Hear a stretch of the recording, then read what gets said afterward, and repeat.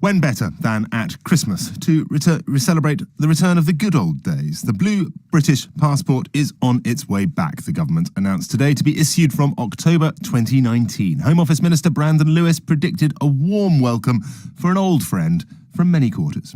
It's fair to say I've got a lot of friends and people I know and people who have written to me over the last period who have voted Remain actually, but still actually have that sort of attachment to that travelling companion of the passport, still speak fondly of having a blue passport. So I don't think it's as simple as where people sat on the referendum. But the reason we're announcing this now is there's a new contract coming in 2019, so we can outline what that new passport will look like, and we've decided to go to that iconic classic British blue. The stiff cardboard and crisp corners may never return. The new passport will be an altogether more flaccid affair. But the colour, a sort of royal blue, will be back.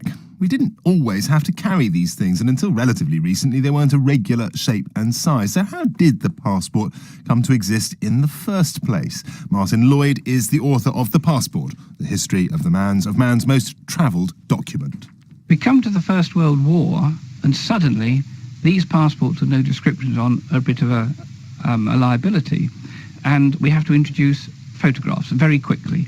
And a German spy was discovered in Ireland on an American passport which had no photograph because they didn't in 1914.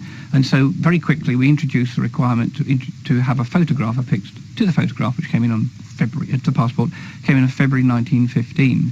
So the photograph appeared February 1915. The passport was still a single sheet of paper, but it folded into a pair of blue cardboard covers. So that was the beginning of the blue cover. And then after the First World War, all the countries that were signatory to the League of Nations got together in Paris and had a big conference and came upon a standard design for an international passport. And Britain introduced their idea, their version of that international design in July 1921, and the British blue passport was born. And it stayed with us practically unchanged for another 70 years. Martin Lloyd on the past of the blue passport, but what about its future? Kevin Curran is Professor of Cyber Security at Ulster University. Professor Curran, are we moving away from paper passports? We have been for a while now. In fact, since 2006 in the UK, all passports issued have got biometric features. So biometrics is about the analysis of physical characteristics which are unique to a person. So that could be fingerprints or retinal scans or faces. So each of our passports now have got in the chip inside of them. They have to measure the distance between our eyes, our nose, our mouth and our ears, so that the face will, again, that you just can't insert someone else's photograph into a passport. And the chip also contains and verifies the actual physical information like a passport number and our names and everything else. So therefore, the days that we've seen in the movies where someone would insert new details into a passport, that no longer works because you have a chip inside every passport which verifies that the image matches and the details also match. So the pages, the photograph, the fancy pictures, the security details, all of this really is now just a way of carrying that chip around. It is, in fact, most airports now, 120 countries around the world have biometric passports. And they're moving towards the idea of an all biometric airport. It's called single token travel. So that once we arrive at airports, they all try to create a match between our facial characteristics and our passports.